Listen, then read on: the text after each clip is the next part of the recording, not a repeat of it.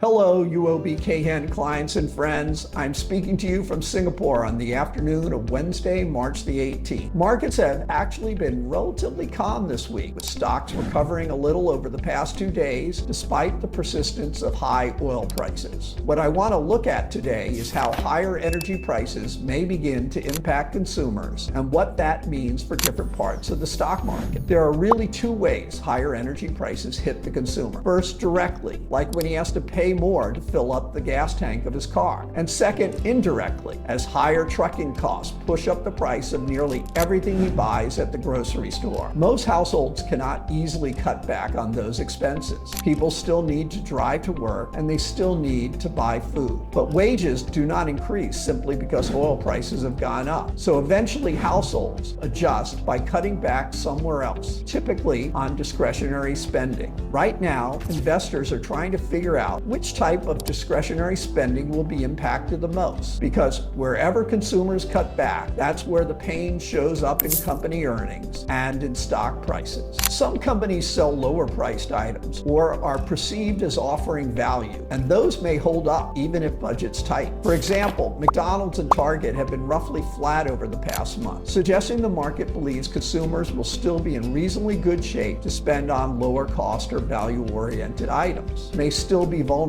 if what they sell is clearly discretionary. Airlines are a good example. They are classified as transportation stocks, not consumer discretionary. But a large portion of air travel, especially leisure travel, is clearly discretionary. If household budgets come under pressure, a vacation or a leisure trip is something many people can postpone. But then we got an interesting surprise this week. Despite the surge in jet fuel costs and rising ticket prices, airlines said demand for flights has remained strong. Some airlines reported several of their best ticket sale days ever this year. After these reports, airline stocks recovered a little. But what the airlines are saying about current demand and what the market believes may happen next are not the same. With the equal weight consumer discretionary index down about 7% over the past month, the market is saying that consumers will likely cut back, but not in a dramatic way. A 7% decline is not a signal of severe distress. And when you look at individual companies, that reinforces that point. Airlines are different. Even though business is strong today, the market appears to be saying that this is where the bigger cutbacks will occur if household budgets come under pressure. Air travel is expensive, clearly discretionary, and ticket prices are rising because of higher jet fuel costs. So this is one of the more logical places for consumers to cut back. Put it all together, and I would characterize the market's reaction to what has been a fairly dramatic increase in energy prices as very moderate, and that can really only be explained if the market believes a short war is the most likely scenario and that it won't drag on long enough to significantly damage the global economy. When I look what's going on, I come to a somewhat different conclusion. But for now, I'm willing to say the market is probably smarter than I am. This morning, there were reports that a senior U.S. counterterrorism official resigned, saying he could not support the ongoing war.